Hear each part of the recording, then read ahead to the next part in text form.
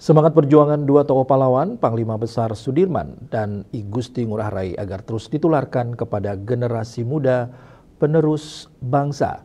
Hal itu ditekankan Danrem 163 Wira Satya Brigjen TNI Ide Ideo Agung Hadi Saputra dalam Sudirman Festival di Denpasar.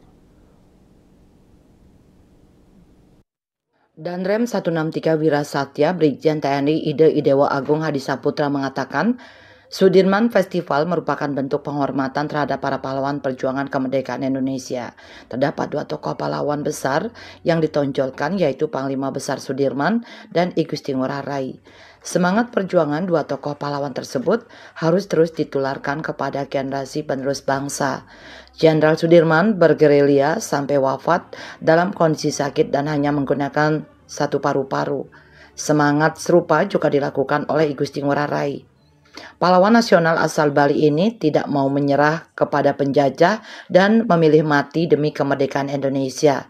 Sesuai dengan tema dari festival, yakni persatuan, kreativitas, inovatif, dan bela negara, diharapkan dapat meningkatkan semangat nasionalisme untuk terus maju, tidak boleh statis, tetapi harus kreatif dan inovatif.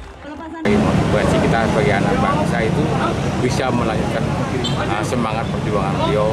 Kita sebagai generasi penerus, harapan kita adalah satu.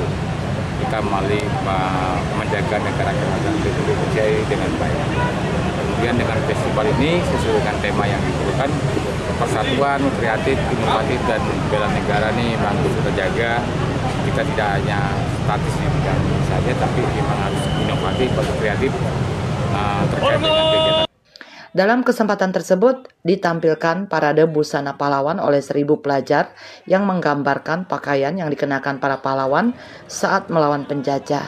Parade busana pahlawan dari sejumlah SMA di Kota Denpasar ini memecahkan museum rekor dunia Muri Indonesia. Ini adalah parade busana pahlawan terbanyak, sebanyak 1.000.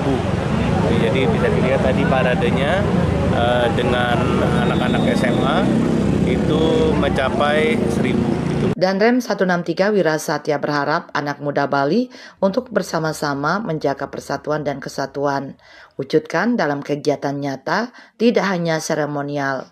Rai Swantara, Bali TV.